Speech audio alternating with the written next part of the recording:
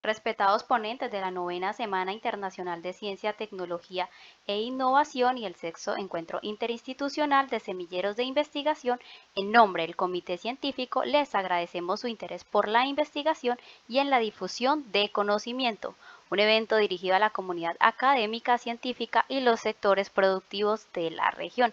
En este encuentro tiene como propósito la presentación de los avances de investigación y extensión de la Universidad Francisco de Paula Santander, seccional Cúcuta y Ocaña, a través de los grupos y semilleros de investigación promoviendo la investigación y el intercambio de experiencias con investigadores del ámbito nacional e internacional. Tengan ustedes una cálida bienvenida a nuestra alma mater. En esta oportunidad usted hace parte de las salas virtuales de este magno evento.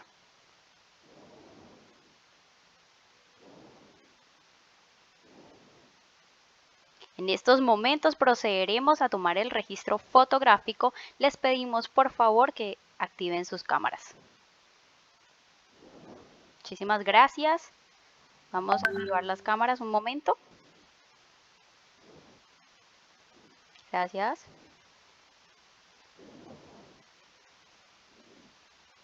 ¿Me colaboran encendiendo las cámaras, por favor? Un momento para el registro fotográfico.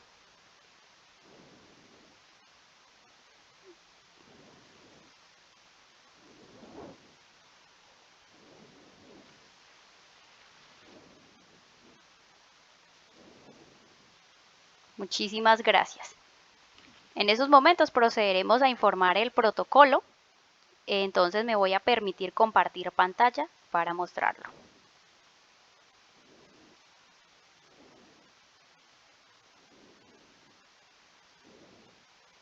Muy bien, ¿me confirman por favor que están viendo la pantalla? Sí, señora.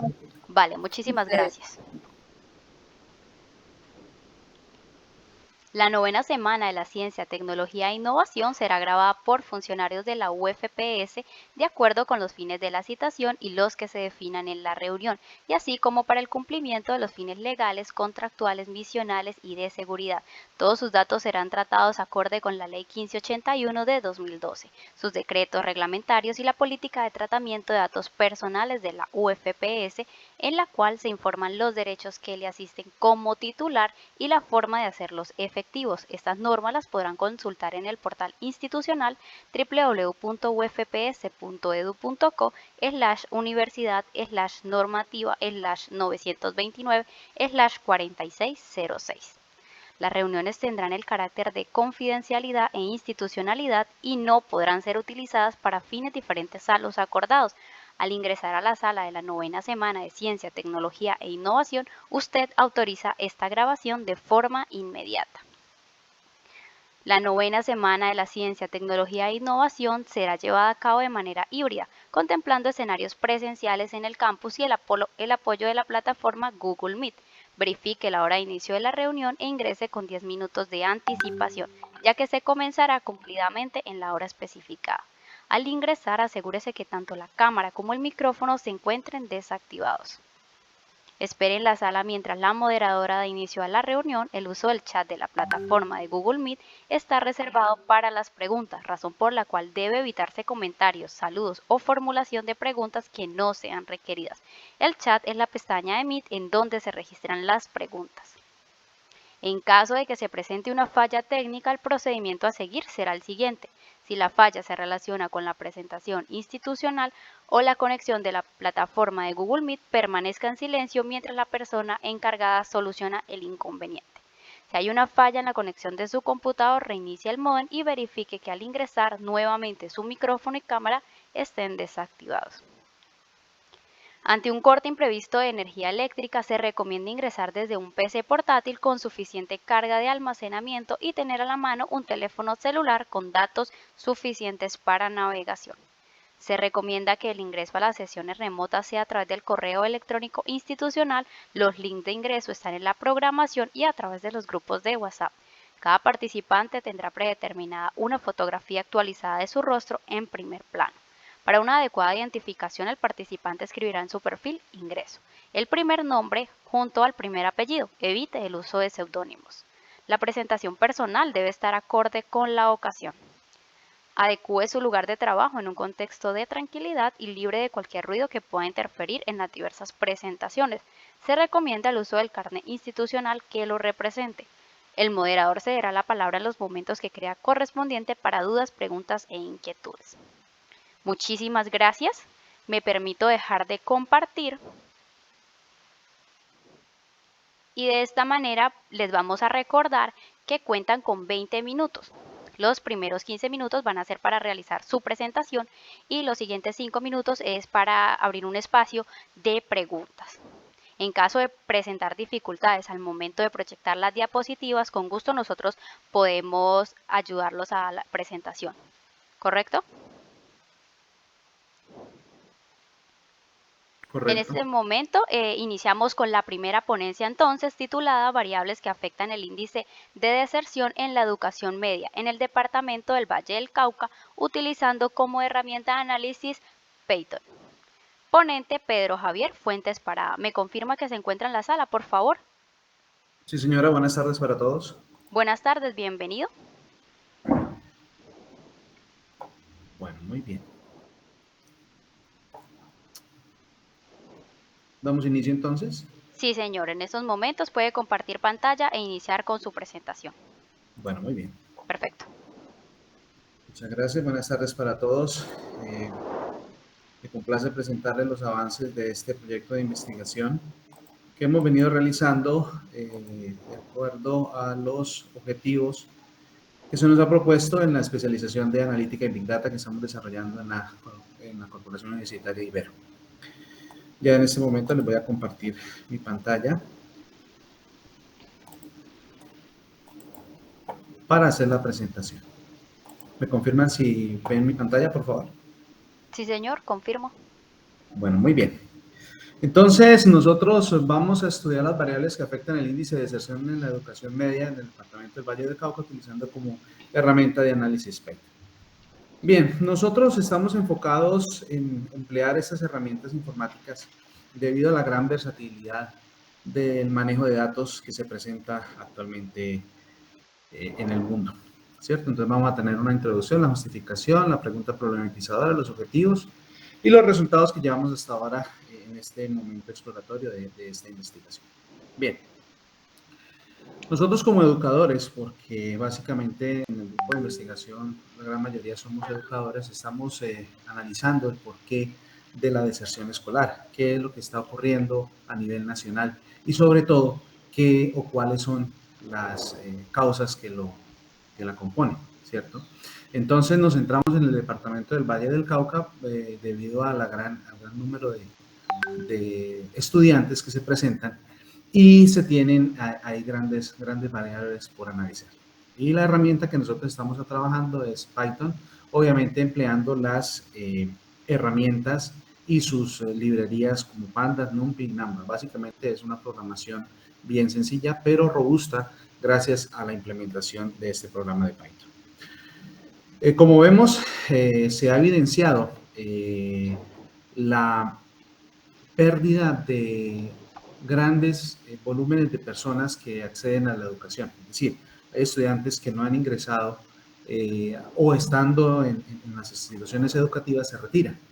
Y eso se debe a grandes variables. Entonces nosotros nos centramos en la investigación de ver cuáles son esas variables y obviamente los métodos de investigación que nosotros vamos a emplear, pues básicamente es el análisis de datos de la base de información que descargamos directamente del Ministerio de Educación Nacional, donde están ahí reflejadas pues todas y cada una de estas bases de datos.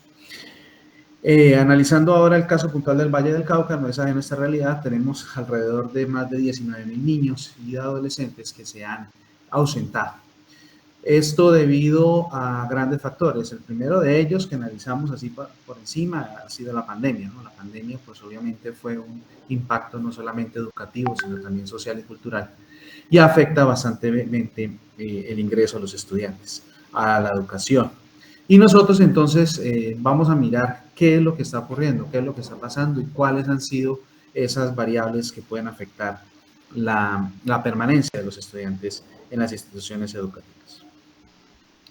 A raíz de todo eso, pues nosotros estamos haciendo la siguiente pregunta. ¿Cuáles son las variables que determinan los altos índices de deserción estudiantil en instituciones educativas de carácter público en el departamento del Valle del Cauca? Nosotros nos centramos, el estudio se centra básicamente en la educación media, los grados 10 y 11. Nos centramos ahí, pues obviamente para centrar nuestro conocimiento y centrar los esfuerzos para determinar exactamente cuáles son esas variables que están afectando a los estudiantes y sobre todo a las instituciones educativas. Uno de los objetivos a largo plazo de esta investigación es lograr identificar esas variables y de alguna manera empezar como a dar luces o ayudas o programas acerca de cómo podemos solucionar ese tipo de inconvenientes. Por ahora, pues vamos a analizar solamente las variables que se presentan, cuál es la incidencia en la deserción estudiantil. Entonces, el objetivo general es examinar las variables que afectan la deserción escolar en instituciones educativas de carácter público en el departamento del Valle del Cauca, utilizando como herramienta el análisis de Python. Como objetivos específicos, identificar por medio de análisis de antecedentes las variables que afectan la deserción estudiantil, categorizar las variables que afectan la deserción en la educación y evaluar los efectos que causan las variables identificadas sobre la deserción. Bueno, entonces la metodología que nosotros vamos a emplear, pues primero ir a buscar la base de datos, la información que hemos venido recopilando, obviamente la tomamos del repositorio directamente del Ministerio de Educación Nacional, esa información está ahí disponible. Se actualizó al año 2021, entonces han habido modificaciones significativas a esa información que nosotros hemos venido trabajando.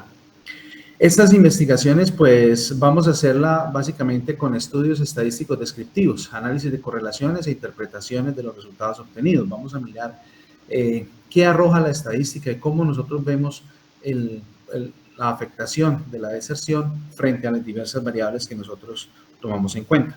Obviamente, pues la base de datos, pues hubo necesidad de filtrarla, puesto que algunas de las variables que se me presentaban ahí, pues no eran así como muy significativas, y nosotros pues recurrimos obviamente a hacer un primer filtrado, teniendo en cuenta verdaderamente las variables que nosotros queríamos analizar. Las variables que entran en cuestión a hacer dentro de toda la base de datos son las que les mostramos en esa tabla. Básicamente vamos a ver la población, la tasa de matrícula, la cobertura neta media, el tamaño promedio del grupo, las sedes conectadas a internet, la deserción media, la aprobación media, la reprobación media y repitencia media. Todo lo que vean ustedes de media referimos a los grados 10º y 11. Esa base de datos pues tiene toda la información desde preescolar hasta el grado 11, entonces nosotros solamente tomamos la educación media. Como primeros resultados que nosotros tenemos acá es efectivamente vemos la estadística descriptiva. Primero, pues vamos a centrarnos en los números que se nos presentan ahí. Como vemos, la deserción media tiene unas correlaciones interesantes con las variables que nosotros hemos venido tratando. Entonces, ¿la idea cuál es? La idea es que nosotros miremos de una manera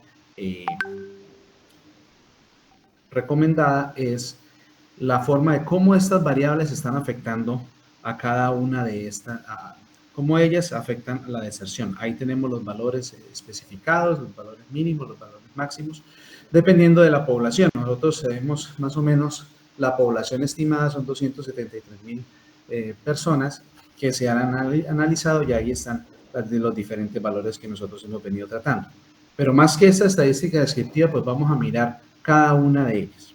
¿Qué encontramos? Primero encontramos, tenemos acá la tasa de reprobación media y la tasa de aprobación. Entonces, como vemos, los análisis estadísticos afirman que más o menos tenemos una consistencia entre las variables, entre los datos obtenidos, ¿cierto? Las variables que están ahí se presentan de una manera significativa y tienen cierta descripción y cierta fortaleza con las distribuciones que nosotros hemos venido manejando. Entonces, ahí tenemos los resultados de los diferentes histogramas analizando cada una de las variables. Ya cuando nosotros empezamos a hacer la correlación, ¿sí? La correlación que nosotros miramos, pues básicamente aquí es donde nosotros nos damos cuenta que las variables no tienen alta incidencia en la correlación. ¿Por qué? Si miramos, por ejemplo, la deserción, ¿cierto? Y todas las correlaciones que están alrededor, pues son variables que nosotros vemos que son unos valores muy cercanos a cero y prácticamente, ¿sí? Eso nos da la correlación de Pearson, en este caso, el método de Pearson, nos da a entender que esas correlaciones están demasiado cercanas a cero, ¿cierto? Ahí tenemos unos valores establecidos y ahí pues nosotros vemos que esas variables tocan hacer un análisis un poco más profundo debido a varios factores. En primera instancia, pues tomamos la base de datos, la verdad tenemos dudas acerca de cómo fue implementada. Sabemos que las secretarías de educación envían esos reportes al ministerio. El ministerio lo que hace es tomarlos todos y fusionarlos en una sola. Entonces, de pronto vamos a tener que profundizar un poco más acerca de esa forma de cómo se determina esa parte. Como vemos, las correlaciones están presentes ahí y están bien cercanas a cero. Y si nosotros vamos a mirar, bueno, el valor de Sperman, ¿cierto? Que tenemos acá el método de Sperman y el método de Kendall también nos dan esos valores bien cercanos a cero. Entonces, las correlaciones no se van a poder visualizar tan profundamente. No tenemos un análisis muy fuerte de estas variables.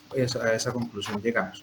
Miremos acá las correlaciones que nosotros hemos venido tratando. Si se dan cuenta ustedes, pues significativamente no hay una correlación presente en cada una de las variables que nosotros hemos venido analizando, ¿sí?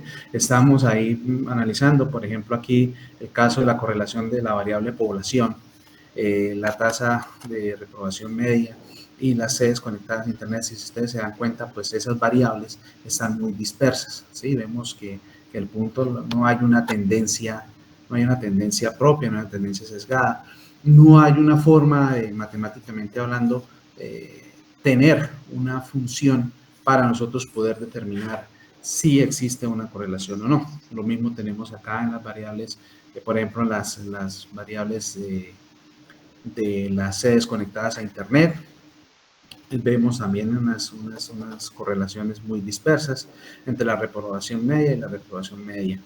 Entonces, como esta primera fase, como preámbulo de esta investigación, nos damos cuenta que esas variables que nosotros tomamos, pues las correlaciones no están muy bien definidas como se pretende, como se creía al inicio.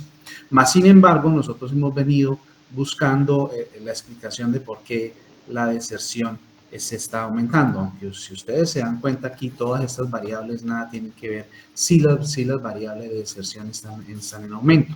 Entonces, hemos llegado a la conclusión de que probablemente estas variables que nosotros vemos acá, que son netamente vinculadas con el proceso académico como tal de todas las instituciones educativas, llámense matrícula, tamaño de los estudiantes en el salón de clases, las actividades propias, el sistema evaluativo, las actividades curriculares y extracurriculares, todas esas variables en sí no están afectando directamente la deserción. Como vemos, las dispersiones están completamente fuera de foco, ¿cierto? Entonces nosotros estamos mirando la posibilidad de que esas deserciones se están dando es por otras variables ajenas al sistema educativo.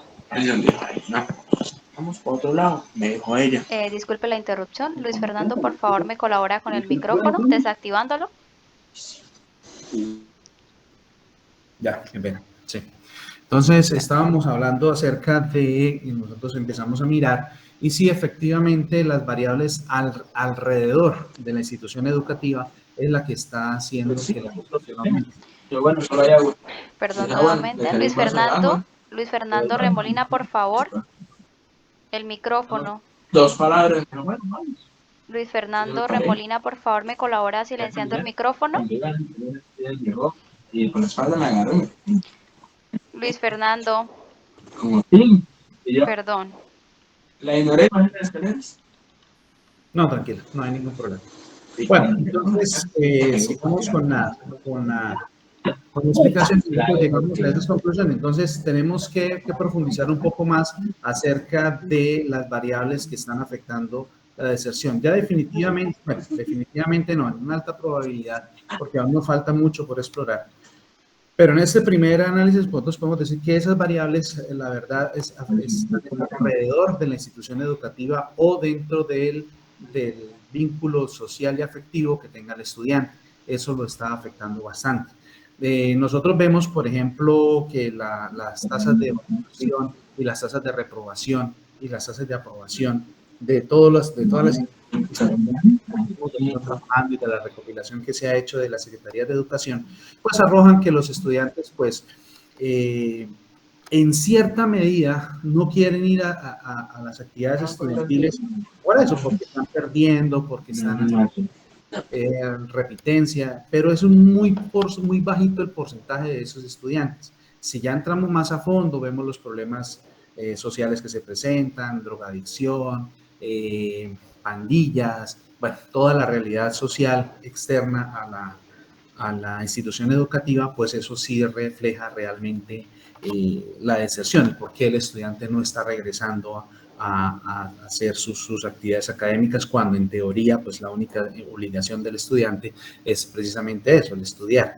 Pero nosotros estamos mirando esa parte, entonces tenemos que hacer un poco más profundo esa investigación, tenemos que salir de pronto a campo, ¿cierto? A mirar realmente qué es lo que está pasando, porque lo que tenemos recopilado del sistema entregado por el ministerio, pues arroja unos resultados bastante significativos, cercanos a cero, no tenemos esas correlaciones. Entonces, de acuerdo a los valores de las correlaciones en la programación, se evidencia que el único factor que afecta a la deserción son los factores externos al sistema educativo. Eso ya lo hemos venido trabajando. Y la implementación de las herramientas informáticas, pues es bastante importante. Nosotros hemos venido manejando un gran volumen de datos, un gran volumen de información. Si ustedes ingresan a mirar esas páginas, esas son hojas y hojas de Excel. Y hacer esos cálculos, pues hoy en día ha sido bastante eficiente debido a la implementación de software como Python. Y eso nos ha ayudado bastante. Nosotros con los procesos propios de la especialización, del estudio de la especialización, hemos venido perfeccionando, hemos venido profundizando el empleo de esas herramientas informáticas para manejar grandes volúmenes de datos. Y nosotros pues estamos muy conscientes que nos falta todavía demasiado.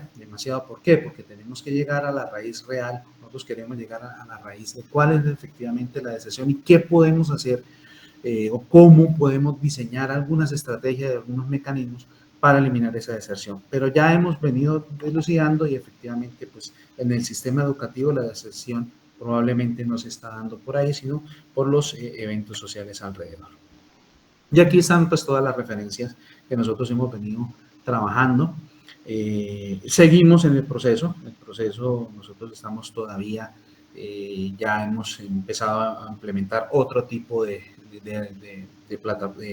librerías en Python que hacen un estudio mucho más profundo de lo que nosotros queremos. Este primero es un primer vistazo a lo que nosotros hemos venido desarrollando y de ahí pues vamos a profundizar y que sea esta una cadena de proyectos de investigación que buscan perfeccionar el empleo de estas herramientas informáticas y sobre todo dejarle algo a la sociedad, ¿no? Un estudio fiable, confiable de toda la problemática que se presenta y cómo podemos de alguna manera mitigar este fenómeno de la deserción.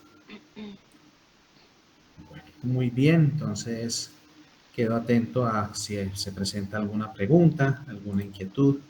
Agradecemos mucho sus aportes en esta investigación. En este momento se abre el espacio para las preguntas. Les recuerdo que las pueden hacer a través del chat. Quedamos atentos.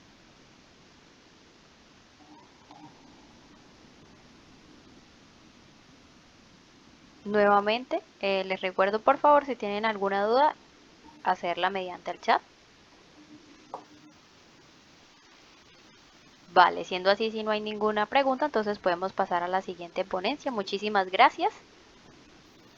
Titulada Análisis de los factores que determinan las solicitudes de protección recibidas y atendidas por parte de la Unidad Nacional de Protección, UNP. Ponente María Berenice Párraga.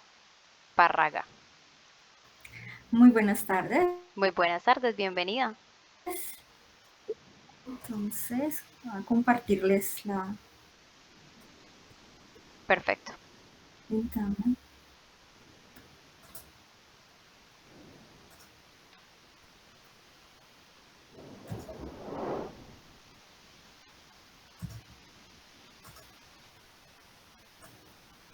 ok.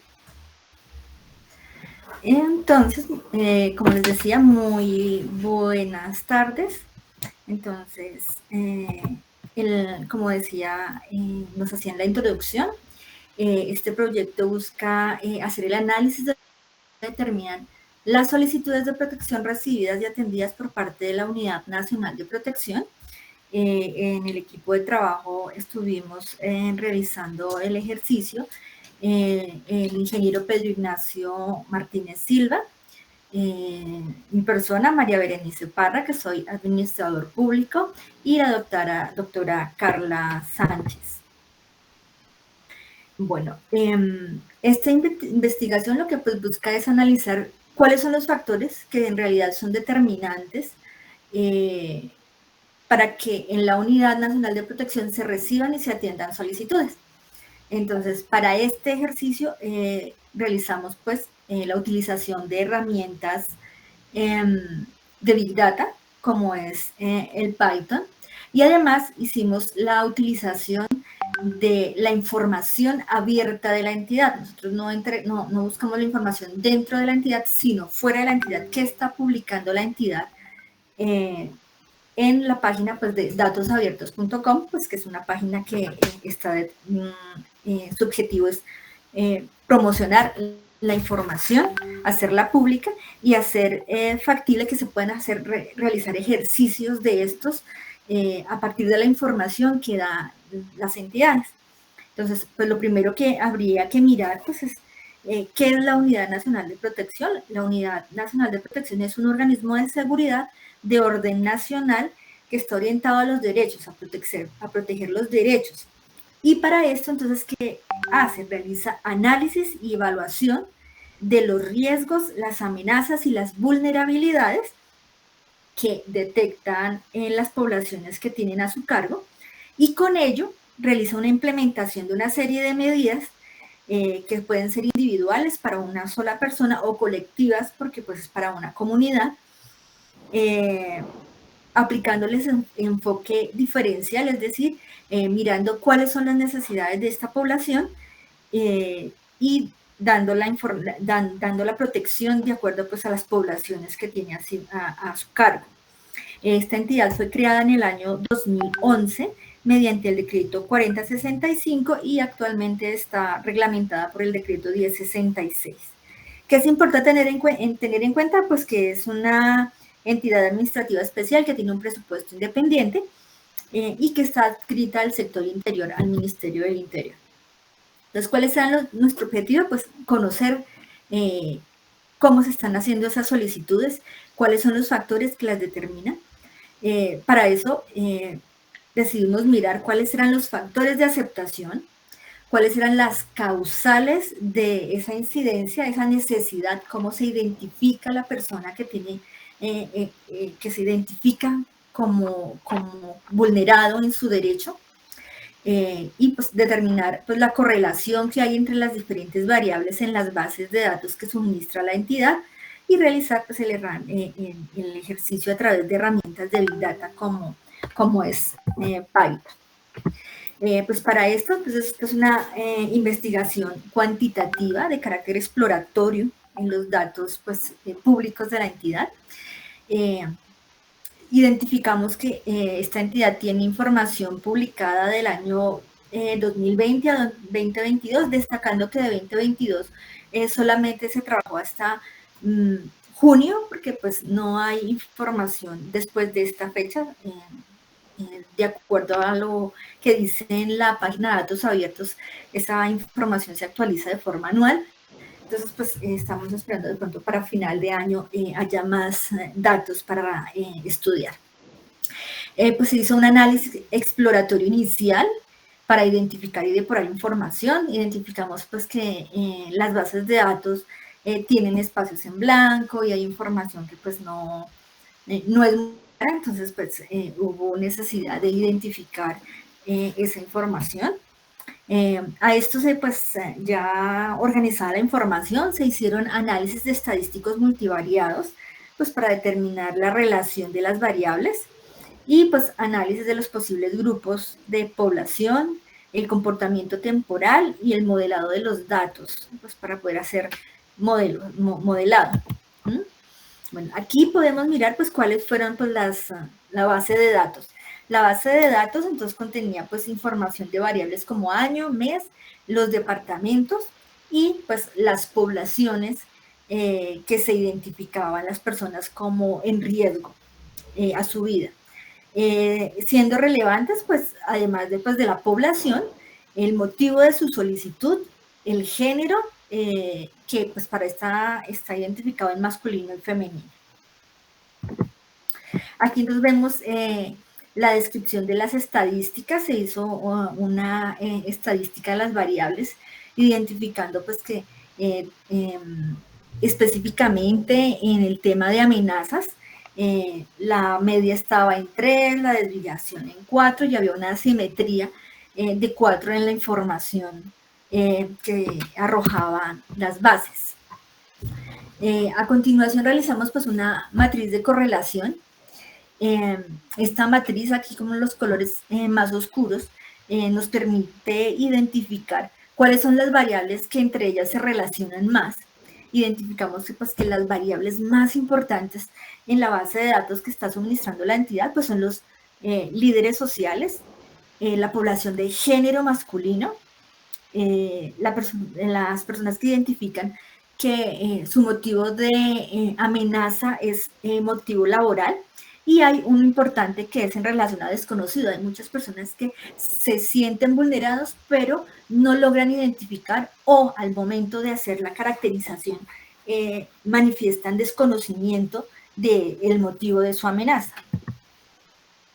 Pues aquí pues las bases de datos con las que se realizó pues esta matriz de correlación. Posteriormente a eso hicimos un ejercicio con histogramas. Estos histogramas nos permiten mostrar cómo está la concentración de la información. Al lado derecho está pues la información en relación a líderes sociales y al lado izquierdo la relación de amenazas. Identificamos que los dos histogramas y las dos variables están con un comportamiento similar y que la mayoría está entre 0 y 5. Solicitudes y identificación de amenazas. Hay muy pocas en 10 en las dos variables, en las dos de análisis, pero hay un dato atípico o un resultado atípico que es el que se muestra en la parte final del borde de la gráfica, que es de 57. Entonces, eso es atípico pues a la muestra. A continuación, entonces, estamos mirando, pues ya es unas gráficas de dispersión. Estas gráficas de dispersión, ¿qué hacen? Nos comprueban lo que habíamos visto en el histograma anterior, que las solicitudes y la información que suministra la entidad tiene una media. Sin embargo, hay en algunos puntos en los que se sale de esa media y que la dispersión está por fuera. Entonces gráficamente nos permite mirar. En este caso estamos analizando departamentos y poblaciones que pues la muestra con la que se trabajó es consistente en esta información. Ahora entonces estamos mirando, analizamos como un dato muy muy importante pues para la identificación los departamentos, las amenazas por departamentos. Identificamos que hay 6 departamentos en los que hay una concentración de las solicitudes, es decir, donde las personas están sintiéndose más vulneradas. Entonces está a la cabeza el Valle del Cauca, está Nariño, está Antioquia, Chocó, Cauca y pues Bogotá como capital del país y receptora de migración por los diferentes motivos. Entonces es como la mitad de todas las solicitudes de esta entidad llegan focalizadas de estos departamentos. Y lo siguiente, pues, es las poblaciones. ¿Qué poblaciones son las que hacen solicitudes? Entonces, identificamos que, pues, una de las más importantes es, pues, dirigentes y representantes de grupos que se identifican como representantes de grupos de respuesta y de socialización. Otro grupo importante pues son los dirigentes y representantes de organizaciones. Están pues las personas que se identifican como víctimas por violación de derechos humanos y pues los servidores públicos que por sus características realizan alguna labor y pues reciben amenazas. A continuación, entonces miramos un gráfico de tendencia. Esta gráfica nos permite mirar la tendencia en los años y en los meses de esas solicitudes. Y vemos claramente que del año 2020 al 2022 ha aumentado de una forma fuerte el número de solicitudes que reciben. Que la tendencia nos dice que mitad de año es cuando la entidad recibe más solicitudes y según esto, pues la tendencia para este año es que siga aumentando el número de solicitudes de protección. Bueno, ya para finalizar, entonces las conclusiones, se pudo identificar que los datos analizados son consistentes y permiten pues identificar, como acabamos de mirar, la tendencia de comportamiento en la sensación de amenaza para determinar pues un estudio al respecto. Se identifica que existe una alta correlación entre algunas variables de amenaza, pues como ya habíamos visto, líderes sociales, mayoría hombres, que identifican que por su labor hay amenaza. Pues mediante el análisis estadístico de las variables se logró determinar dónde pues, están los valores futuros en donde se van a presentar incremento en las solicitudes para la entidad y pues los departamentos que presentan este comportamiento. Y pues que el uso de herramientas de Big Data como Python facilitan mucho el análisis estadístico, ya porque es muy amplia la información y aunque pues la entidad en este momento no esté publicando hacia afuera mucha información de años anteriores, de seguro al interior sí debe tener mucha información, la cual de forma convencional no podría analizarse de una forma tan efectiva y rápida como pues con herramientas como Python. A continuación pues miramos pues las referencias de normatividad que utilizamos y al igual que algunos de los compañeros de la Iberoamericana que se han presentado, pues estos son ejercicios que aún están llevándose a cabo, entonces estamos aún realizando análisis al respecto. Esto pues sería todo. Agradecemos mucho su intervención y en este momento se abre el espacio para las preguntas.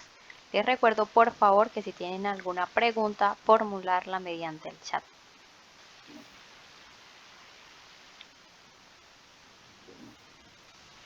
Nuevamente les recuerdo por favor si tienen alguna pregunta, formularla a través del chat.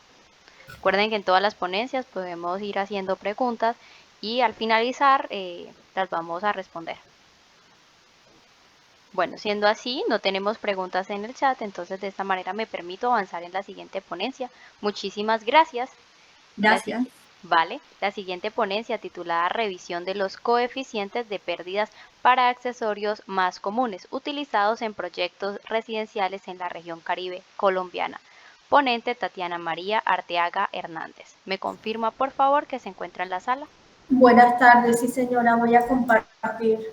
Buenas tardes, bienvenida, por supuesto que sí.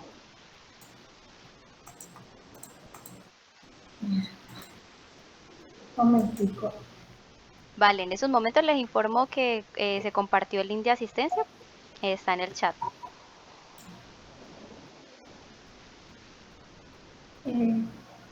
Un momentico. Listo, ¿se ve la presentación? Sí, señora. Sí, en esos momentos se está viendo. Listo, gracias. ¿Vale? Buenas tardes, mi nombre es Tatiana Arteaga Hernández. Voy a presentar el trabajo de grado de maestría, revisión de los coeficientes de pérdida para accesorios más comunes utilizados en proyectos residenciales en la región Caribe, participando por el grupo de investigación GIGEVIS de la Universidad de Sucre. Bueno, nosotros en este trabajo de grado estudiamos los diferentes coeficientes de pérdida K, teniendo en cuenta lo siguiente. En los estudios de redes hidráulicas que se emplean en la región Caribe, son utilizados coeficientes de pérdida K para accesorios que vienen de literatura técnica de otras regiones como Europa o Estados Unidos.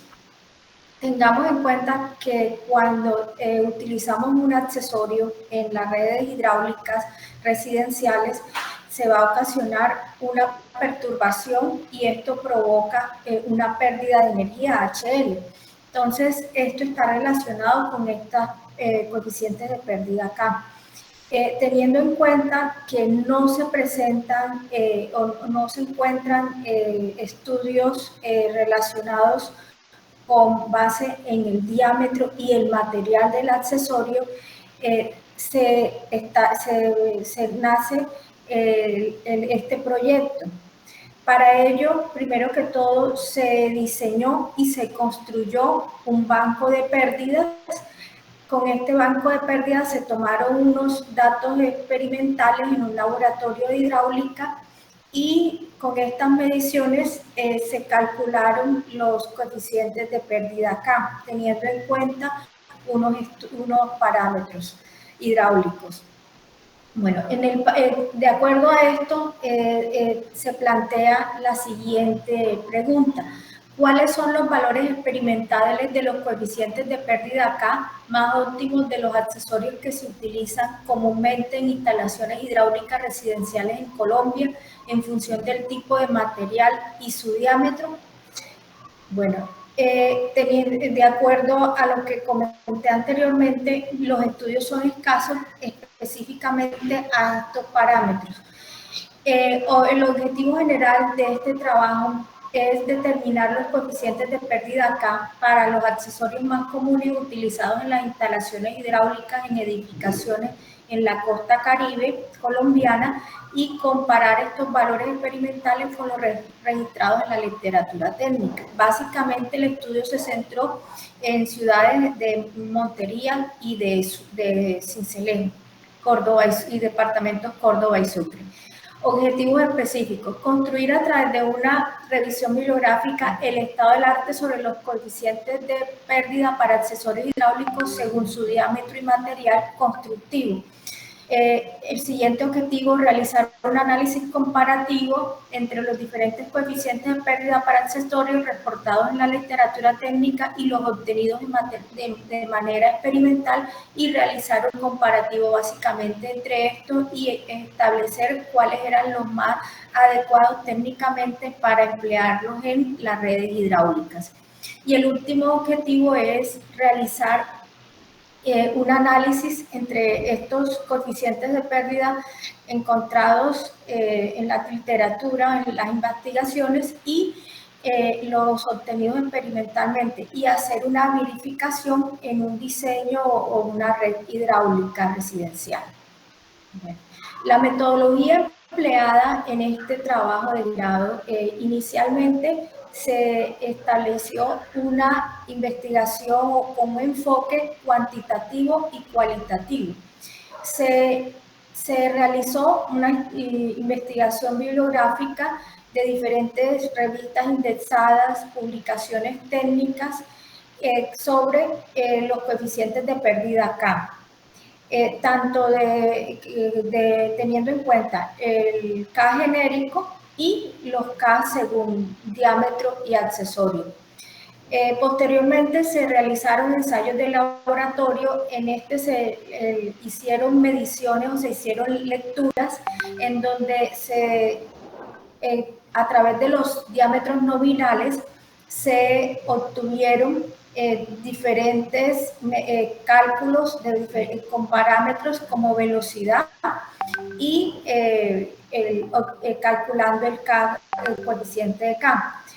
Para eso se trabajaron con 18 caudales. De estos 18 caudales se seleccionaron los 10 mejores que ofrecían un buen comportamiento hidráulico. Bueno, luego se procedió a hacer un análisis y procesamiento de la información con base en las lecturas obtenidas en los ensayos de laboratorio.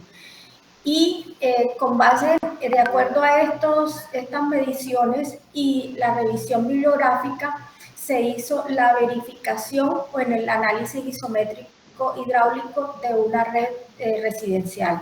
Por último, los resultados y discusión de acuerdo a los diferentes métodos empleados en este estudio. En este estudio se emplearon métodos como el método estadístico, el método experimental que se trabajó en el laboratorio, teniendo en cuenta los diferentes caudales con diámetros nominales, obteniendo una velocidad determinada para calcular el K o el coeficiente de pérdida por accesorio. Bueno, en los resultados encontramos el análisis estadístico. Para ello encontramos la caja de bigotes.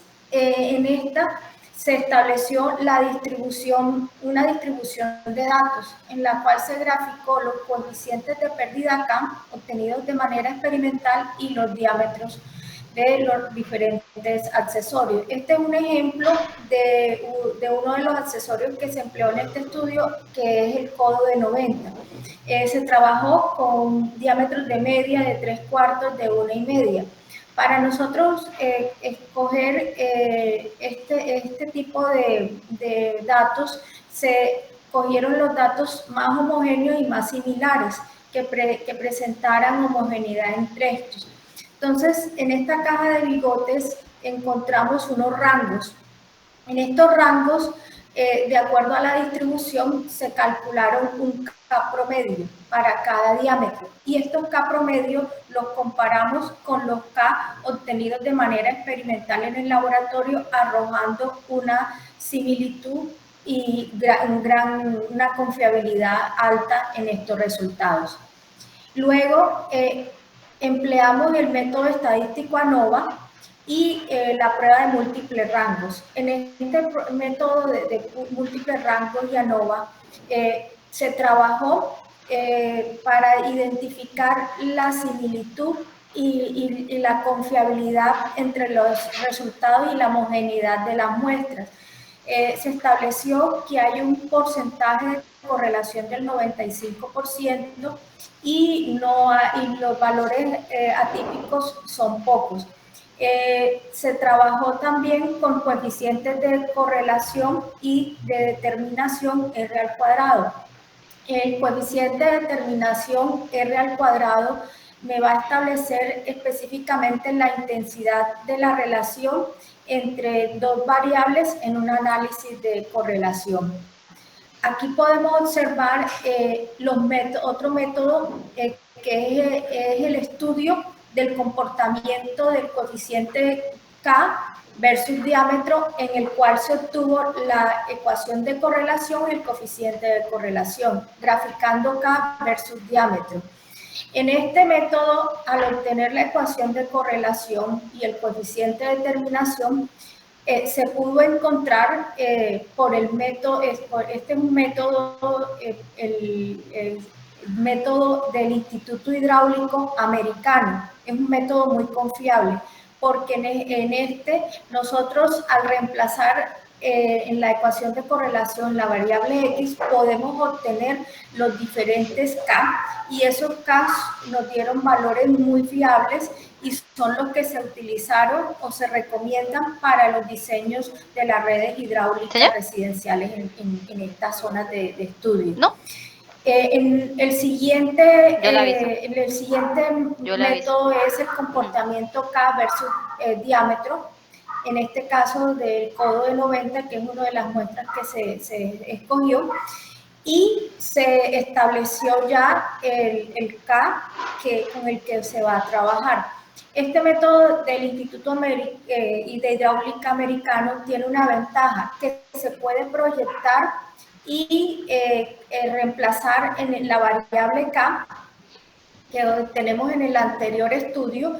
Se puede reemplazar los diámetros que no se escogieron en la muestra o con los que no se trabajaron en la muestra en el laboratorio. Entonces es un método que puede encontrar variables y K que no estaban dentro del estudio. Aquí podemos observar los diferentes accesorios que se trabajaron también, como reducciones, válvula de bola y universal en el método del Instituto Hidráulico Americano. Bueno, luego de escoger y seleccionar los K que mejores condiciones hidráulicas se encontraran, se realizó una verificación de los coeficientes de pérdida K y se calculó una red hidráulica en una batería sanitaria. Aquí podemos observar un diseño isométrico. Se realizó el cálculo, se calcularon las pérdidas totales con los K experimentales obtenidos en este estudio, y también se calcularon los K con los K de un manual técnico de un fabricante del país. Al realizar el cálculo con los K experimentales, encontramos que hay una confiabilidad en los resultados de las pérdidas son menores, y esto indica que son resultados o son coeficientes K que se pueden emplear y son óptimos para establecer pérdidas menores con menores costos, valga la redundancia, en los proyectos de instalaciones residenciales de la costa Caribe y también del país. Bueno, las conclusiones tenemos que nosotros en las diferentes investigaciones que se realizaron de publicaciones, revistas indexadas, manuales técnicos, la literatura en cuanto a los coeficientes K, específicamente en función del diámetro y accesorio, es escasa. Y básicamente lo que se encontró fue literatura relacionada o investigaciones relacionadas con K genéricos. Bueno, el otro conclusión relacionado con el objetivo, uno de los objetivos es que la selección de los valores de la medición que de acuerdo a la muestra que se escogió para este estudio ofrecieron un buen comportamiento hidráulico en cuanto a velocidades y en cuanto a pérdidas menores. Aquí se pudo establecer que a menor diámetro o cuando se reducía el diámetro, las pérdidas menores iban aumentando y la velocidad también. Por lo tanto, el coeficiente de pérdida K para ese determinado accesorio aumentaba. Y esto mostraba una buena correlación en estos parámetros hidráulicos. Bueno, nosotros al realizar el comparativo entre los K obtenidos de manera experimental y los K encontrados en la literatura técnica, se presentó que había similitud, y esto indica, según los métodos con que se trabajaron, que hay una buena correlación y hay un porcentaje de confiabilidad en los resultados obtenidos en este estudio. Bueno, indicando que hay una buena correlación y proporcionalidad en estos datos. Por lo tanto, los datos que se encuentran son datos que se pueden escoger para trabajar y diseñar,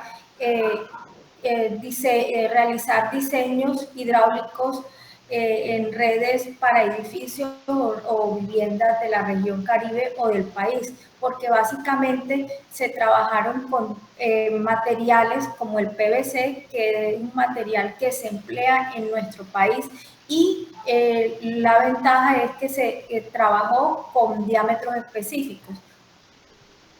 Bueno, en las recomendaciones tenemos que es importante cuando vayamos a hacer los ensayos y obtener los datos de manera experimental en el laboratorio, tener en cuenta un manual de funciones y un procedimiento para la toma de las lecturas. Hay que verificar el buen funcionamiento de los equipos para evitar fugas y de esta manera evitar alteraciones en los parámetros, como de pronto turbulencias que me generen alteraciones en las velocidades. Es importante tener también una adecuada ubicación entre los nipples que unen accesorio y accesorio. Y se recomienda, por todo lo dicho anteriormente, realizar estudios en el país que traten específicamente con materiales que se emplean en nuestro entorno y que traten con los diámetros y con el material específico. Estas son las referencias bibliográficas, algunas que se emplearon en este estudio. Muchas gracias. Muchísimas gracias a usted por su intervención y los aportes brindados en este proyecto. En este momento se abre la sesión para las preguntas. Les recuerdo nuevamente que las pueden hacer a través del chat.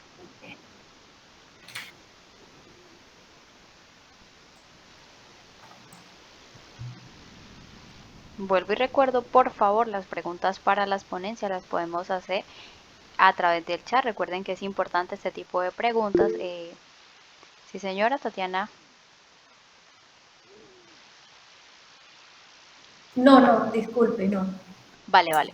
Entonces continuamos, pues siendo así, no hay preguntas, continuamos con la siguiente ponencia titulada Propuesta de variables para un modelo de satisfacción del cliente desde la perspectiva funcional, emocional y económica, caso de estudio en una empresa colombiana que produce y comercializa productos alimenticios. Ponente Juan Sebastián Guayacán Conde. ¿Me confirma por favor que se encuentra en sala? Buenas tardes, señor Juan Sebastián, bienvenido. Discúlpeme, Juan Sebastián, no le escuchamos.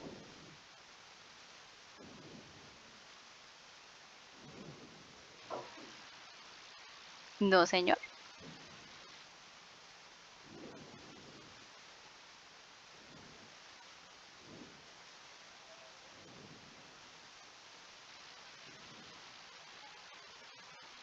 No, señor. Continuamos sin escucharlo.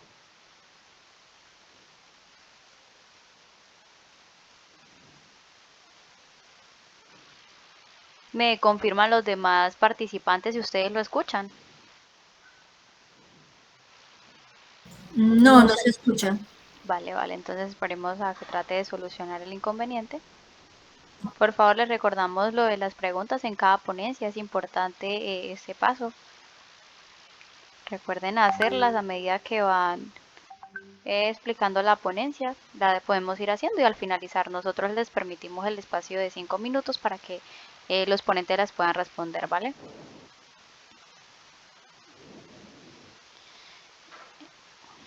Señor Juan Sebastián, ¿me confirma si se encuentra en la sala o si le podemos dar paso a la siguiente ponencia y mientras usted resuelve el inconveniente?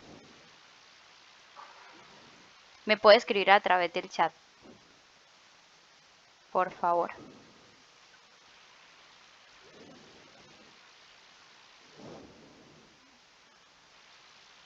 No, continuamos sin escucharlo. Entonces, vamos a pasar a la siguiente ponencia mientras usted... Sí, vale, sí, señor. Entonces, ok, pasamos a la siguiente ponencia titulada Evaluación experimental y numérica de una mezcla binaria del CO2 y 1,1,2 tetrafluoroetano para ciclos de potencia de baja temperatura, ponente Carlos Javier Noriega Sánchez. Me confirma, por favor, que se encuentra en la sala.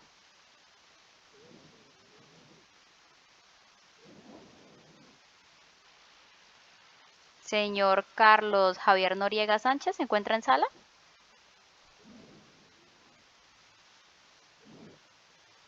Bueno, de esa manera entonces me permito llamar a otra ponencia para saber si se encuentran en sala. La siguiente es la naturaleza como fuente de inspiración en el desarrollo de materiales de construcción, ponente Ricardo Camargo. Me confirma por favor si se encuentra en sala.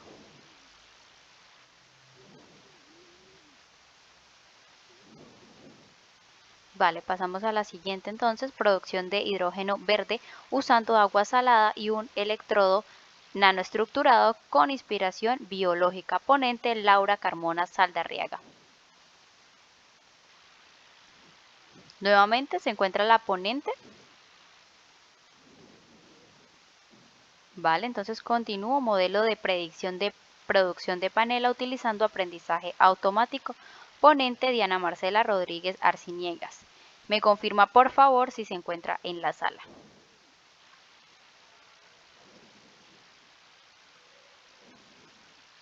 Vale, entonces siguiente, desarrollo de un software multimedia para el aprendizaje autónomo de configuración en dispositivos basados en redes de telecomunicación, ponente Jorge Andrés Gómez Murillo. Nuevamente, pregunto si se encuentra en sala. Llamamos entonces a mezclas alfáticas recicladas, ponente Ji-Wan Yun Vargas.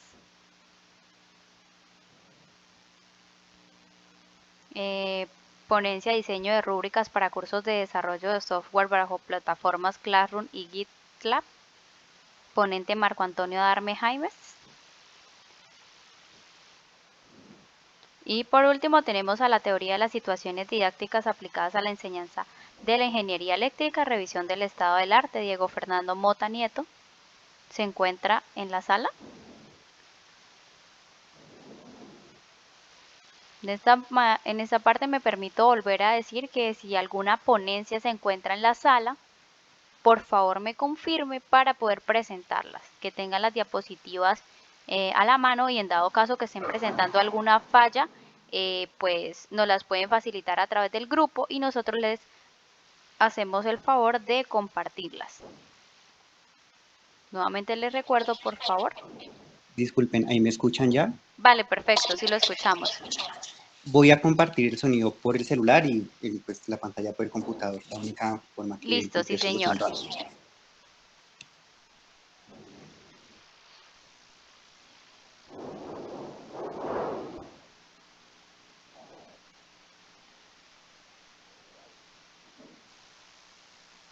¿Ya están viendo mi pantalla? Sí, señor, le confirmo. Listo, muchas gracias por la espera. Buenas tardes, me presento. Mi nombre es Sebastián Guayacán Conde, ingeniero industrial y maestrante en ingeniería industrial de la Universidad Distrital Francisco José de Caldas en Bogotá. A continuación, les voy a presentar la investigación denominada Propuesta de variables para un modelo de satisfacción del cliente desde la perspectiva funcional, emocional y económica, un caso de estudio en una empresa colombiana que produce y comercializa productos alimenticios. Esta investigación también es desarrollada por mi directora de tesis, quien es la doctora Fabiola Sáenz Blanco. Para empezar esta investigación fue necesario tener claro algunos conceptos. Por ejemplo, ¿quién es hoy en día un cliente? ¿Qué es un consumidor y qué es la satisfacción propia del cliente? Bueno, finalmente decidimos englobar el concepto cliente como un consumidor que hoy, en el 2022, compra experiencia. Es una persona que desea obtener seguridad, comodidad, confort, que quiere sentir confianza y diferenciación al momento de hacer sus compras. Un consumidor percibe la experiencia a través de diferentes momentos y situaciones, a través de su experiencia, a través de sus relaciones sociales, a través de sus situaciones pragmáticas o de su propio estilo de vida. Asimismo, el estudio de la satisfacción del cliente ha sido y es tan relevante en el estudio de las organizaciones porque es un mecanismo, una herramienta que le permite una retroalimentación segura a las empresas sobre el qué, el cómo y el cuándo los clientes desean comprar, qué quieren comprar, cómo y por qué desean hacerlo. En este sentido, hemos propuesto una conceptualización de satisfacción del cliente global enmarcada en 3 dimensiones fundamentales. En una dimensión funcional, desde el aspecto racional de la decisión, en una dimensión emocional que abarca toda la parte psicológica y sensorial de la decisión del cliente, y desde la parte económica, que más bien es como una balanza entre aquello relacional y racional de las personas.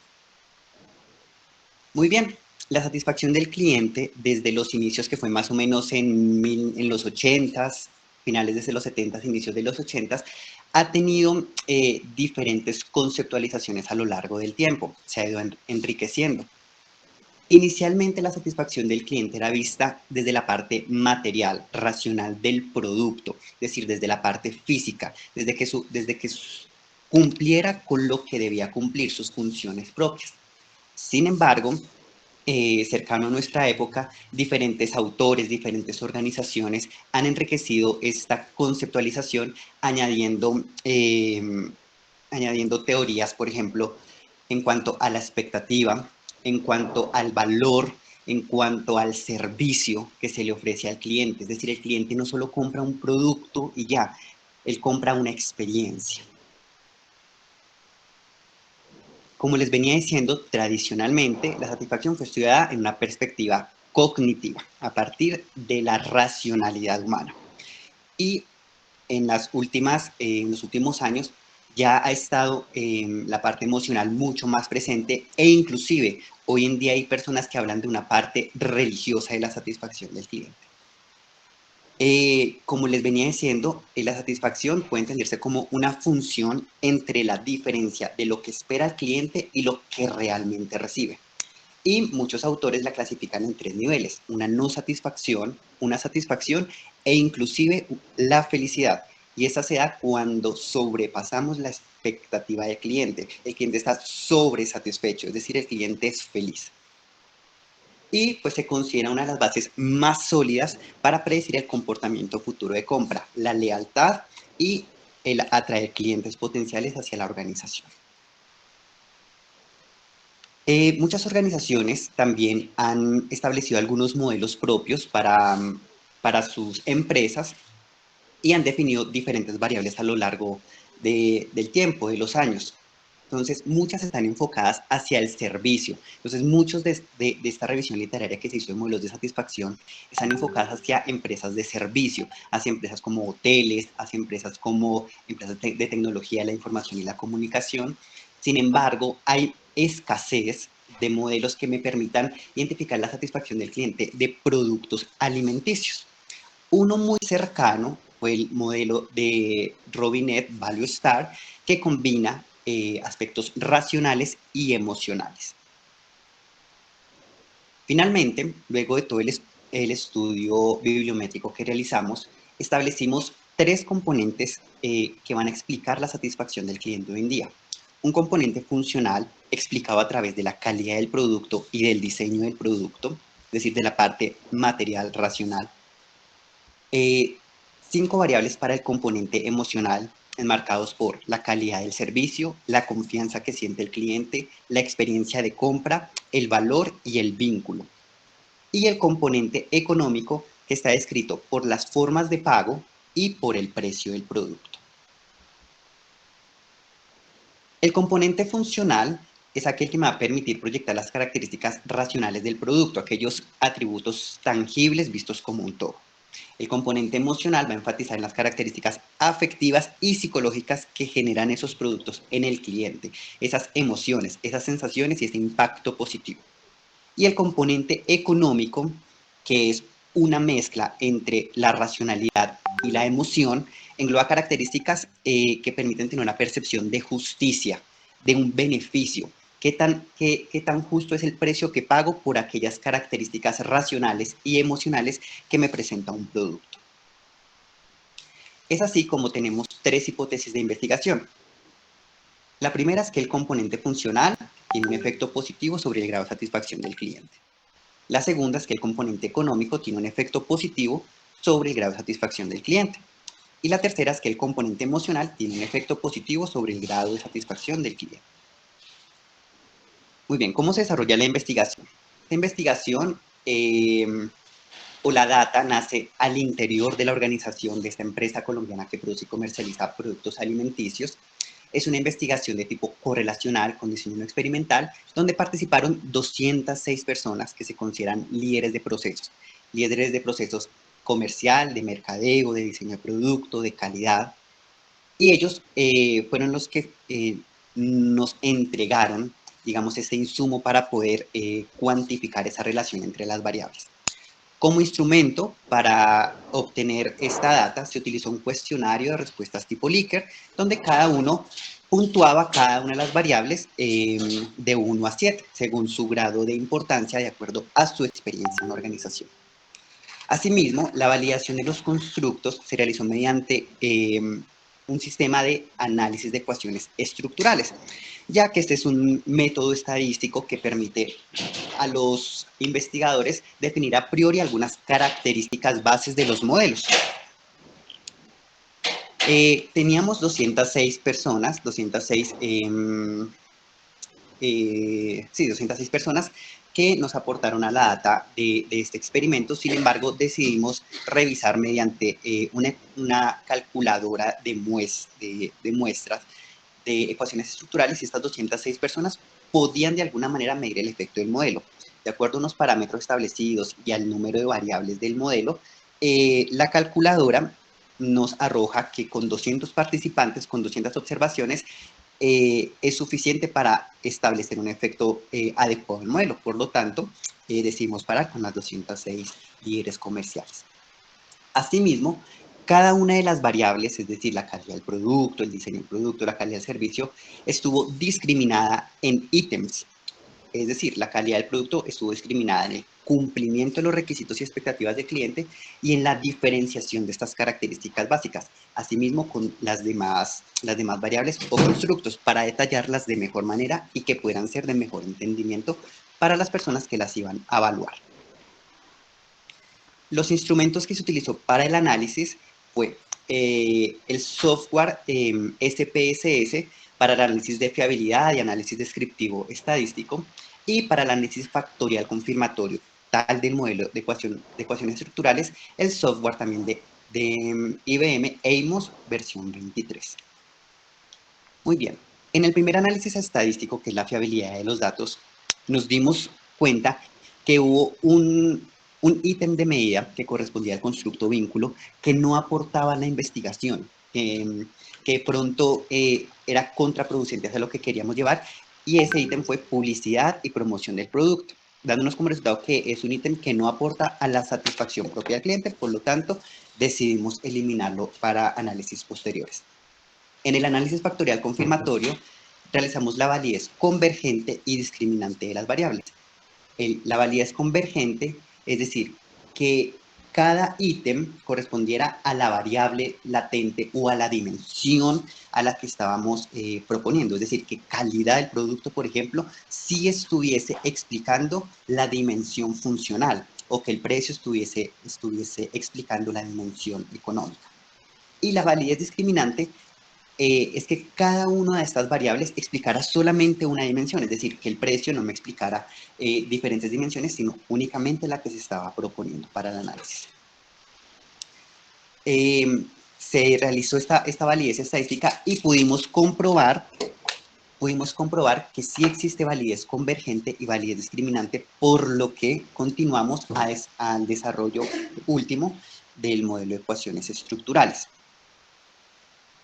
en donde cada uno de los componentes, tanto el componente funcional, el componente emocional y el componente económico, explicaba e influía positivamente en el grado de satisfacción del cliente.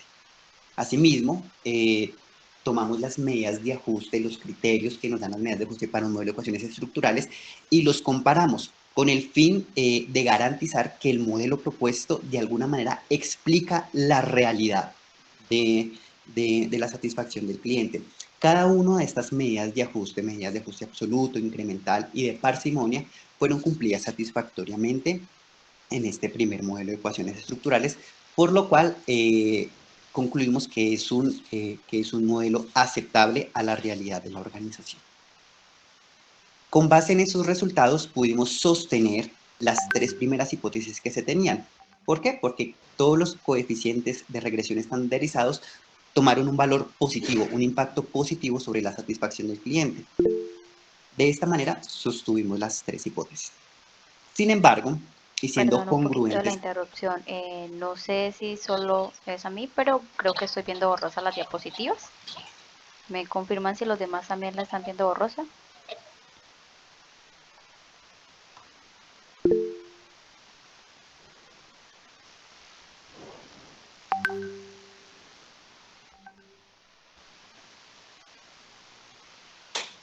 ¿continúo? Vale, entonces en ese caso, ¿podrías dejar de presentar un momentico y vuelves y las Sí, para ver claro si que sí. podemos visualizarlas?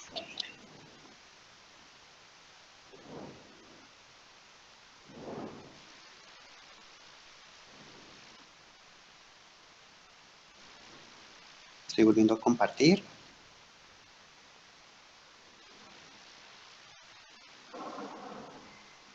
Quedamos en Vale, sí esta, ¿sí? señor, ahora sí se están viendo. Listo. Entonces, quedamos en que las tres hipótesis se sostuvieron dado que tenían un efecto positivo sobre la satisfacción del cliente. Sin embargo, quisimos ir un poco más allá en congruencia con la teoría que teníamos en principio, donde el componente económico es como una balanza entre el componente funcional y emocional. Decidimos implementar dos hipótesis más, donde el componente funcional tenía un efecto positivo sobre el componente económico y que el componente emocional también tenía un efecto positivo sobre el componente económico. En este segundo modelo, añadiendo estas dos nuevas relaciones, nos dimos cuenta que el efecto total que tiene cada uno de los componentes aumentó. Es decir, de alguna manera, este segundo modelo, donde el componente económico también es una dimensión puente entre la emoción, la funcionalidad y la satisfacción, se explica de mejor manera este impacto sobre la satisfacción del cliente. Por ejemplo, en el primer modelo, el 36% de la satisfacción era explicada por la parte funcional del producto y aumentó al 48% en el segundo modelo. En el primer modelo, el componente emocional explicaba un 24% de la satisfacción, en el segundo aumentó un 36%. Y en el primer modelo, el componente económico explicaba un 50% de la satisfacción y en el segundo modelo aumentó un 59%. Es decir, el segundo modelo tiene mayor impacto positivo, esa relación entre la funcionalidad, la emocionalidad y el factor económico explica de mejor manera la satisfacción de los clientes.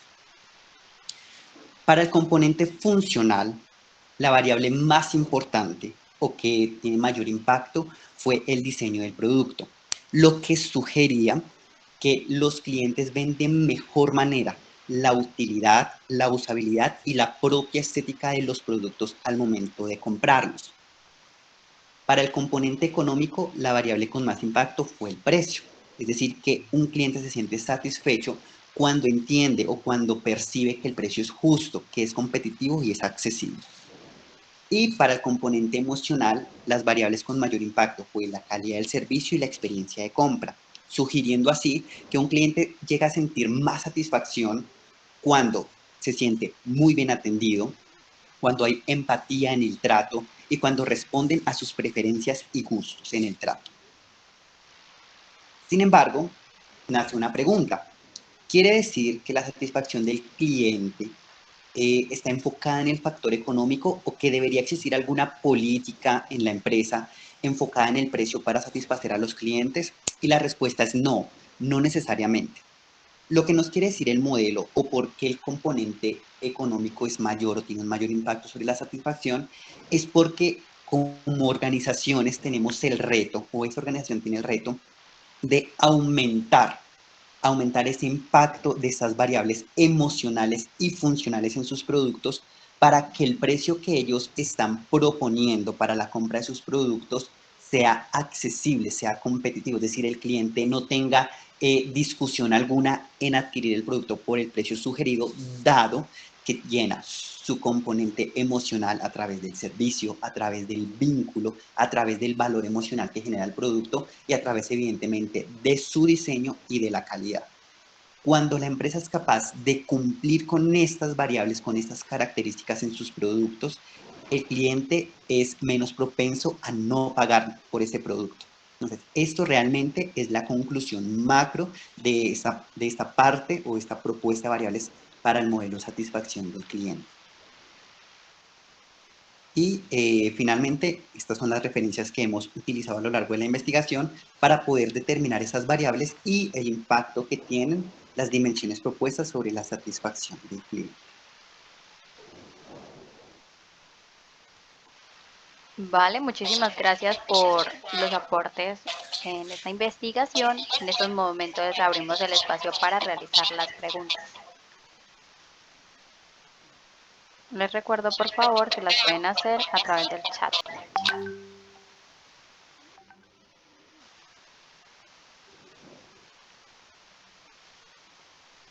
Vale, entonces, siguiendo que no tenemos preguntas, ¿me puedes colaborar con el micrófono, Juan Sebastián, por favor? Claro que sí. Vale, siguiendo con la agenda, entonces vamos a presentar la siguiente ponencia. Agradecemos a la anterior y continuamos con evaluación experimental y numérica de una mezcla binaria de CO2 y 1,1-1,2 tetrafluoretano para ciclos de potencia de baja temperatura. Ponente Carlos Javier Noriega Sánchez. ¿Me confirma que se encuentra en la sala, por favor? Sofía y a todos los presentes, sí me encuentro presente, muchas gracias. Vale, Carlos, bienvenido. Muchas gracias, Sofía. ¿Es obligatorio prender la cámara o no sé si por conectividad? Creo que a veces... Pues, voy puede a encenderla, prenderla, sí, me señor. confirman exacto si a veces pierdo conectividad, quedo atento. Si no, la desactivamos y hacemos la presentación diapositivas y ya. Perfecto, entonces voy a compartir aquí mi pantalla. Vale, Entonces, perfecto. ¿se observa? Sí, sí, señor. Bueno, vamos a dar acá. ¿Observa mi pantalla, Sofía? Qué pena. Sí, sí, señor. Puede darle a la siguiente para saber. Ah, ok, listo. Listo. Sí. Ahora sí. Bueno, para todos, muchísimas gracias. Sofía, gracias también. A Sebastián, interesante la temática. Precisamente voy a tomar una palabra que Sebastián mencionaba demasiado y era un modelo. Y es precisamente aquí vamos a tratar un modelo, en este caso matemático, para ajustar datos experimentales que resultaron de una evaluación de una mezcla de CO2, dióxido de carbono y ese nombre que Sofía pues, mencionaba un poco extenso, es lo que nosotros conocemos en la industria de refrigeración como R134 para ciclos de potencia de baja temperatura. Mi nombre es Carlos Noriega, soy docente del programa de Ingeniería Mecánica de la seccional Ocaña y pertenezco al grupo de investigación GTIT. Esta será el contenido de la presentación. Voy a iniciar con una introducción, hablaré del procedimiento experimental que se hizo en el estudio, el modelo de ecuación de estado que se utilizó, los principales resultados y las conclusiones más relevantes del estudio para intentar abarcar en 15 minutos la presentación del trabajo.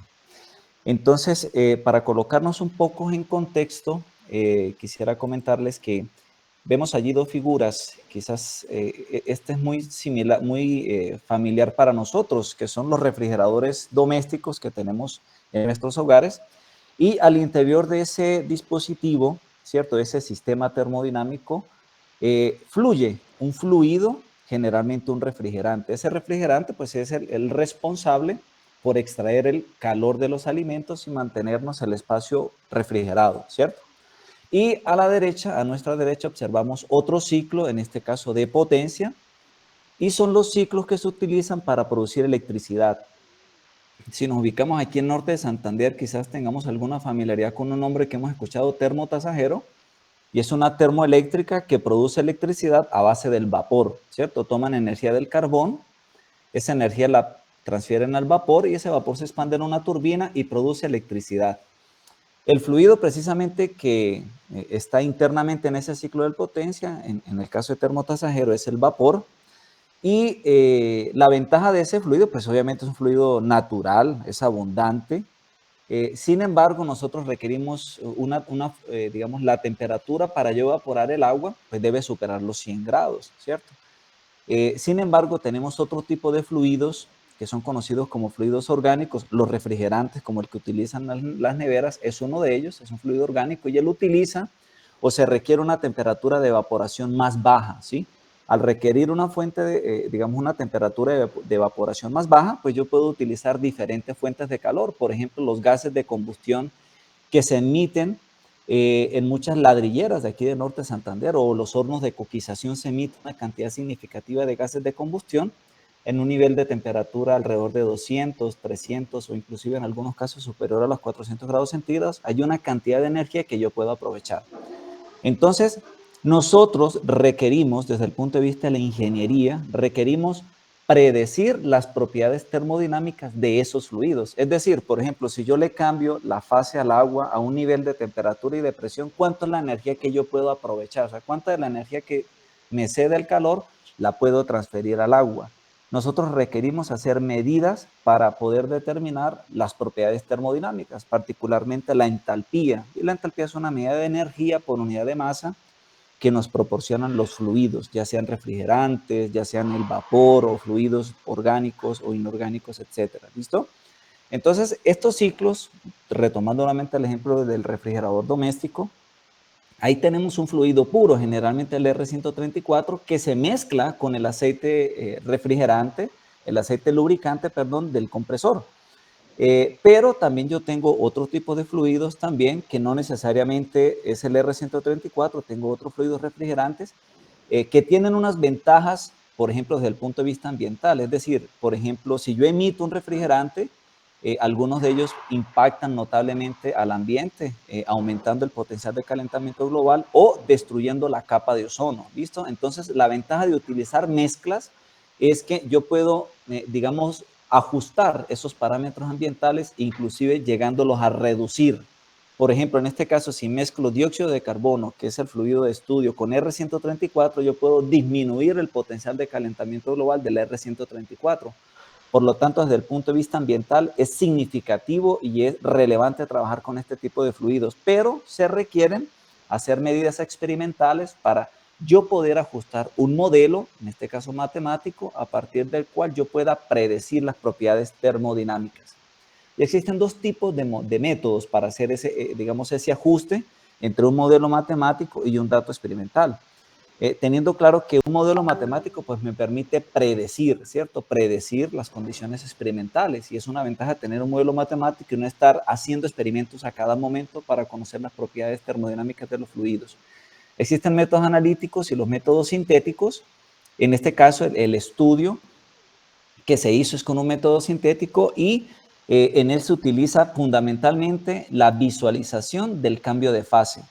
Por ejemplo, sabemos que el agua hierve a presión atmosférica a 100 grados, ¿cierto? Si estoy, digamos, sobre el nivel del mar, el agua va a cambiar de fase a 100 grados si la presión es atmosférica.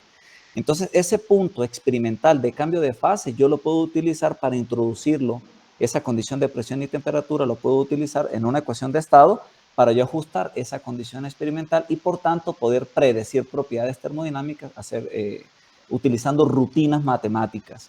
Entonces el método que se utilizó acá fue el método visual y aquí hay una descripción, digamos, no tan detallada obviamente por el tiempo, pero aquí tenemos una célula de equilibrio, es conocida así, donde tenemos pues un cilindro, interiormente hay un pistón, que aquí lo detallamos un poco en esta vista lateral, y este pistón se mueve en dos direcciones, hacia el frente o hacia la parte posterior, y por tanto si se mueve hacia el frente, la mezcla que yo voy a introducir aquí en la parte frontal de la cámara, yo lo voy a comprimir y por tanto voy a cambiarla de fase, ¿sí? Voy a volverla líquida y posteriormente yo voy descomprimiendo la cámara hasta observar una burbuja, es decir, hasta yo apreciar en qué condición de presión, debido a la despresurización y de temperatura, cambia de fase esa mezcla. Y ese es un punto experimental que me sirve para ajustar una ecuación de estado. ¿Listo?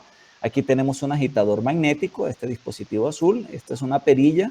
Ya vamos a ver el agitador magnético, cómo se aprecia. Y este aquí en detalle, pues es un transductor de presión que me identifica la presión aquí dentro de la célula, y esta es una bomba conocida comercialmente como una bomba de jeringa, ¿sí? Pues es una bomba que interiormente tiene un pistón y comprime el fluido para yo introducirlo a la cámara en estado líquido, ¿listo? Porque yo necesito que esté líquido para poder determinar la masa que yo necesito adicionar para garantizar una mezcla homogénea, ¿listo? Es decir, a una fracción específica. Vamos a ver aquí brevemente, si me permite, a ver acá. Si me permite aquí reproducir el video, vamos a ver, permítanme un momento y me salgo acá. Permítanme un momento acá, me interesa que aprecien el video para que la explicación pues quede un poco más clara. Voy a silenciarlo. Aquí pues vemos una bomba de jeringa que va descomprimiendo, ¿cierto? El pistón se va moviendo hacia atrás y aquí vemos el agitador magnético que está en el interior de la célula y va homogenizando la mezcla. Esta luz pues me permite ver lo que está ocurriendo interiormente a través de una ventana de cristal que es conocida como zafiro. Es un material muy resistente y esta es la presión interna. Y esta es otra bomba de jeringa que utilizo, repito, una para introducir, las dos la utilizo para introducir la mezcla allí en una composición específica y también para despresurizar la célula de equilibrio. Y observamos allí las temperaturas de los baños termostáticos a través de los cuales pues, fluye el agua que circula por la camisa de la célula, ¿cierto? ¿Para qué me sirve? Para yo garantizar una temperatura homogénea durante la corrida experimental, ¿listo? Y este es el modelo de ecuación de estado que tengo. Es una ecuación de estado cúbica, conocida así, por la forma o las tres raíces que me da el volumen específico, ¿listo?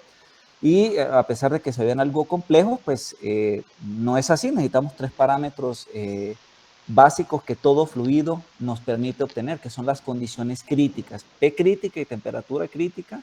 Esa es una condición experimental en la que un fluido pues cambia de ser un estado de mezcla o pasar de un líquido y un vapor saturado a una condición supercrítica. Es algo que está muy de moda en la industria, por ejemplo, farmacéutica de alimentos, y es una aplicación muy adecuada con fluidos que se hace con fluidos supercríticos, por ejemplo, para mejorar los procesos de extracción, etcétera, etcétera.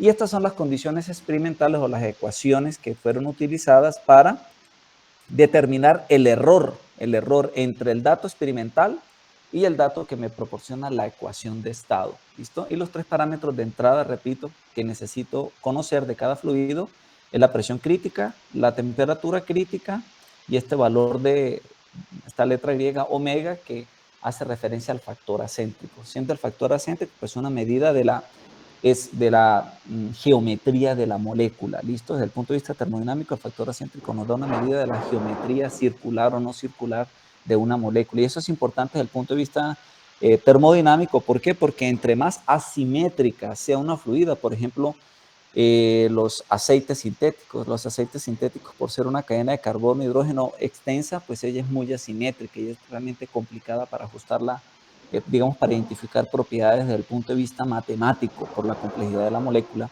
Y utilizamos un abordaje que es conocido en la literatura termodinámica como phi, ¿listo? Y es es el coeficiente de fugacidad, es una condición experimental que prácticamente significa la presión a la cual el fluido tiende a cambiar de fase, ¿listo? Resumida en esas palabras.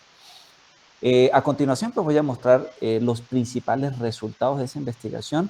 Y en todo proceso o en todo trabajo donde se requiere, donde se va a realizar un proceso experimental, pues yo necesito calibrar la bancada, ¿cierto? En este caso, pues se calibró utilizando medidas de fluido puro, es decir, colocar el dióxido de carbono en la célula de equilibrio que les estaba mostrando hace unos minutos y determinar la condición para cierta temperatura en la cual ese dióxido de carbono cambió de fase, ¿cierto? Es decir, por ejemplo, en esta condición de 12 grados centígrados, la presión experimental fue de X, ¿cierto? Y estos valores representan la incerteza en esa medida. Es importante siempre que hacemos una medida experimental también determinar las incertezas. Y observemos allí que desde el punto de vista físico, pues tenemos una variación menor a 2 bares, ¿cierto? De 0,2 bares, perdón. Lo que desde el punto de vista de ingeniería, pues es despreciable. O sea, realmente tenemos una medida muy precisa de variación de la condición de saturación a 3 temperaturas de CO2 en las cuales pues fueron medidas. El CO2, actualmente escuchamos mucho CO2, calentamiento global. El CO2 cuando pues obviamente en la atmósfera, él es un enemigo, o sea, él es hasta cierta concentración, él es benéfico porque obviamente él mantiene una temperatura terrestre, pero cuando ese exceso, cuando esa cantidad, esas ppm, esas partes por millón en la atmósfera, se superan como actualmente está ocurriendo, pues se hace el efecto inverso, o sea, se acelera el calentamiento global. Sin embargo, si yo tomo ese dióxido de carbono y lo introduzco en un sistema cerrado y le cambio la presión, yo puedo inclusive producir frío. No sé si han escuchado por allí el término de hielo seco. El hielo seco es dióxido de carbono en estado sólido y me permite hacer criogenia, aplicaciones de criogenia, ¿listo? O sea, en ciclos de potencia, él es benéfico, él es, repito, dañino cuando supero esa concentración de ppm en el ambiente. Entonces, esas medidas experimentales de CO2 pues, nos permitieron determinar la efectividad de las medidas de la bancada experimental para fluidos puros, y con esta mezcla hicimos una validación con datos publicados en la literatura y también observamos una variación inferior a 2 bares, realmente digamos bastante baja, cuando en el contexto de ingeniería decimos que un error inferior al 5% digamos, es bueno, ¿cierto? Desde el punto de vista de ingeniería, aquí tenemos error menor al 0.2%. Entonces es significativo. Por estas medidas, pues, damos por sentado que las medidas arrojadas por la bancada, por la bancada experimental, ¿cierto? Caen dentro de la incerteza y dentro de los valores publicados en la literatura, lo que nos da una garantía de las medidas. Y se midieron 3 condiciones experimentales, 3 concentraciones básicas de 0,15, es decir, un 15% en la mezcla de CO2 y vamos aumentando hasta un 50 y un 85%. Estas fueron las condiciones de presión conocida en la literatura, como les decía, como presión de burbuja, es decir, la presión a la que esta temperatura, esa mezcla cambió de fase. Con esa presión yo la introduzco en la ecuación de estado y calculo la diferencia entre el valor predecido por la ecuación de estado y el valor obtenido experimentalmente, y obtengo un parámetro de ajuste, que es el parámetro de interacción binario que nosotros estamos viendo acá, que es el KIJ, ¿listo? Que es un parámetro de ajuste y son datos, este es el dato particularmente que implica y que se publica en la literatura, ¿listo? Entonces observamos que tenemos un coeficiente de ajuste que nos permite obtener una ecuación de estado ajustada y a partir de la cual yo puedo obtener o puedo hacer medidas experimentales que me permiten predecir propiedades termodinámicas de mezclas, en este caso de CO2 y R134, para ser utilizadas en ciclos de potencia o en ciclos de refrigeración. Esto pensando que, repitiendo de nuevo, ¿qué queremos con esto?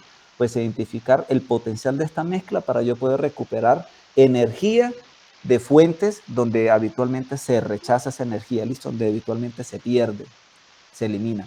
Y entre las principales conclusiones del estudio podemos identificar que los resultados obtenidos, ¿cierto?, indican que un modelo de ecuación de estado cúbica, ¿cierto?, simple, nos permite hacer un ajuste global muy bueno, ¿listo?, con errores menores al 1% y por tanto la capacidad predictiva de la ecuación de estado es bastante precisa para determinar propiedades termodinámicas, las cuales esa es la continuación del trabajo, ¿cierto? La continuación del trabajo es tomar ya esa ecuación de estado ajustada y comenzar a predecir propiedades termodinámicas con diferentes temperaturas de fuentes de calor que me va a permitir identificar el potencial que tiene esa mezcla para recuperar energía y por tanto esa energía que yo puedo recuperar la puedo transformar en electricidad, ¿listo? Electricidad que puedo ser inyectada a la red, ¿listo?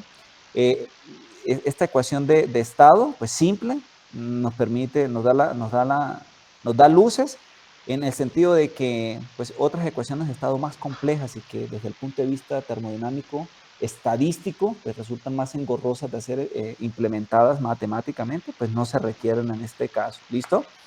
Y los ajustes realizados entre el dato experimental, ¿cierto?, y los proporcionados por el modelo, pues permiten identificar ese parámetro de ajuste que se publica en la literatura, ¿listo? Y es un parámetro de ajuste que se utiliza para, repito, otras investigaciones lo pueden utilizar para también de manera paralela o simultánea, comenzar a implementar rutinas de cálculo que les va a permitir identificar propiedades termodinámicas de fluidos, en este caso refrigerantes con dióxido de carbono. O sea, el modelo tiene esa capacidad predictiva que puede arropar moléculas de refrigerantes con estructura química similar al de R134, que fue pues, el fluido analizado en este trabajo. Estas son las referencias bibliográficas. Bueno, el tiempo es corto, intenté ser pues lo más práctico posible. Espero que me haya hecho entender y quedo abierto a cualquier pregunta, duda o inquietud que me desean o que deseen conocer o saber del proyecto. Entonces, Sofía, muchísimas gracias, los escucho. Sí, señor, muchísimas gracias a usted por la intervención en este proyecto. Le permitimos el espacio de las preguntas. Les recuerdo a los demás participantes que a través de el chat podemos ir dejando nuestras inquietudes durante la ponencia y al final, ya que se permiten los 5 minutos, entonces quedamos atentos en caso de alguna pregunta.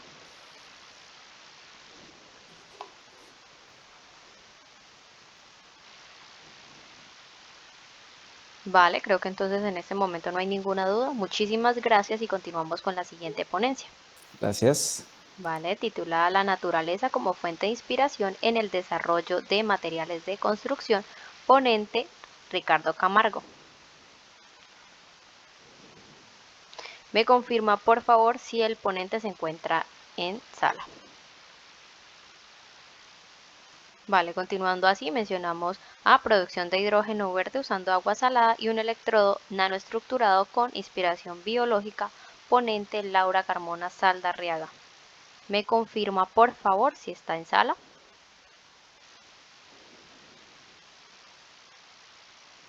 Vale, entonces modelo de predicción de producción de panela utilizando aprendizaje automático, Diana Marcela Rodríguez Arciniegas.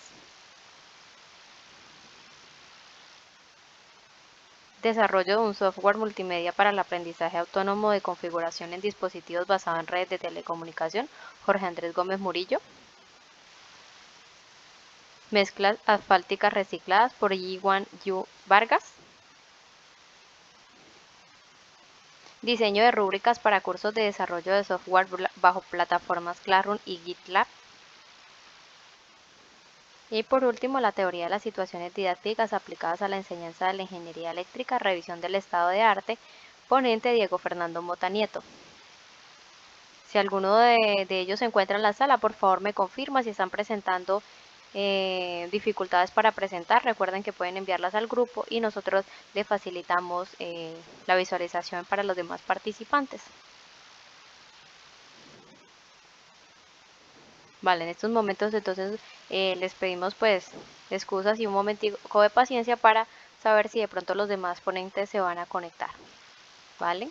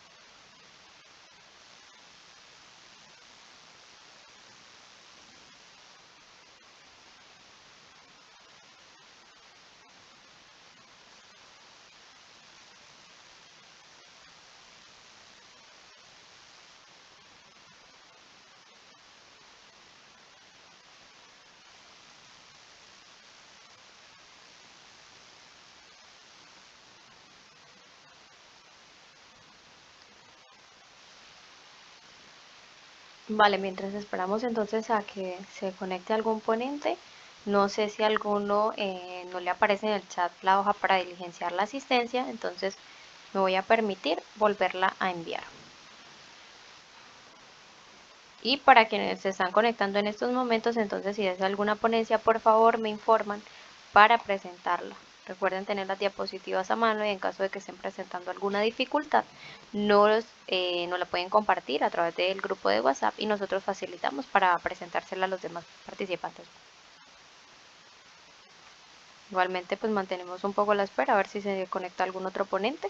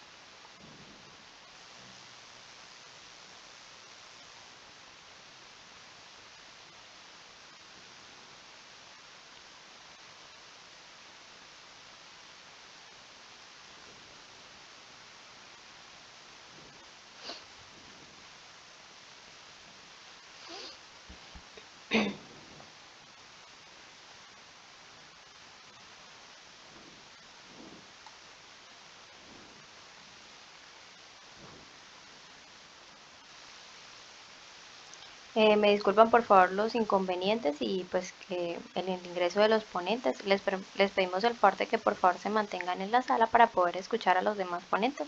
Muchísimas gracias.